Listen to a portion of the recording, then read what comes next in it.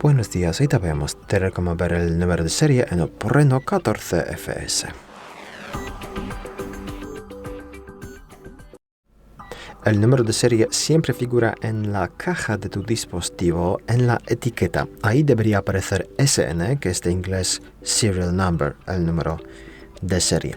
Y también el número de serie figura en ajustes de nuestro Oppo. Hay que acceder entonces a la aplicación Ajustes. Luego de aquí seleccionar la pestaña Acerca del dispositivo. Luego de aquí seleccionar más abajo Estado.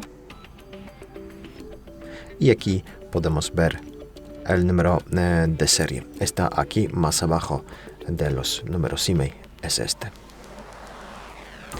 Muchas gracias por ver el vídeo. Te comentario abajo, suscribirte al canal. Hasta luego.